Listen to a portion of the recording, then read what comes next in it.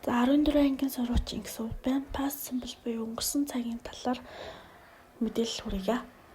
За past simple цагийг зайлшгүй вэ гэвэл өнгөрсөн тодорхой үйлдэл, дараасан үйл явдал, өнгөрсөн тогтмол туршил, тодорхой нэг цаг заасан явдал ашиглагдана. Simple цагийн өгүүлбэрийн бүтсэн гэвэл батлах өгүүлбэрт нь subject буюу үйлдэл хийж байгаа хүн орно, дараа нь үйл үгийн өнгөрсөн цагийн хэлбэр болох V2 орно. Харин төгсөлд нь object буюу нэмэлт мэдээлэл орно.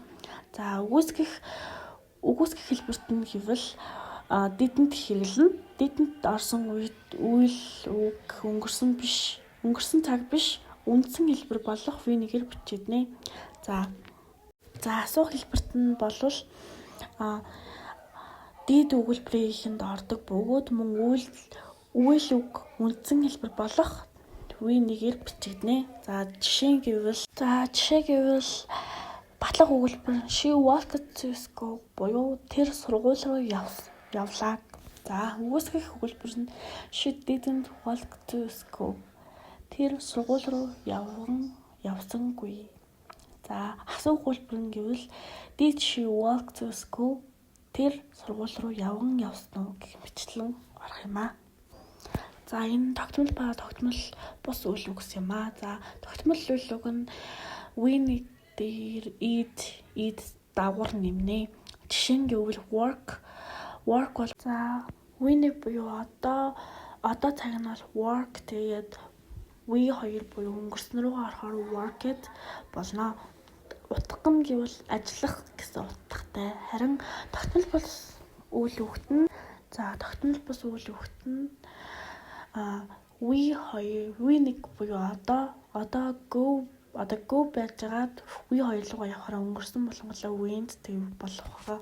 Went нь одоо ингээд went гэдэг нь явах гэсэн утгыг агуулна. За энэ дагвар нэмэх дүрмүүд нь бол дагвар нэмэх үйл үгт нь бол ихэнх ингээд үгэнд дээр орно. Жишээ нь work бэжа worked, play бэжа played болно. Харин хоёрт игээр төгссөн бол d авна. Live бэжа lived болох ч юм уу, like бэжа liked болох ч юм уу. За гуравт гээгүүлэгч болон wire төгссөн үгэнд why дээр I'd нэмнэ. Жишээ нь study гэж төгсж байвал studied ч юм уу, carry гэж төгсвөл carried ч юм уу нэг тийм болно. За дөрөвт их шиг болон wire төгссөн үгэнд давна. Жишээ нь play бэжа played, stay бэжа stayed ч юм уу.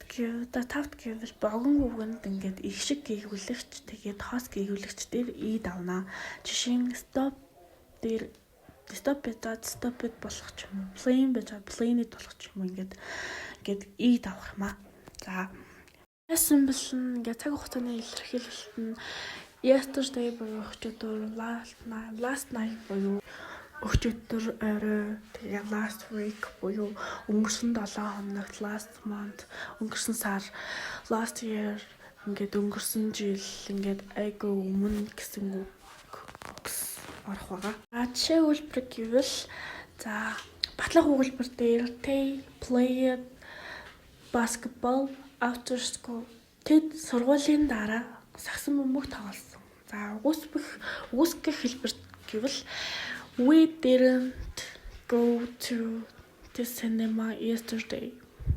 Бид өчигдөр кино театр очсонгүй.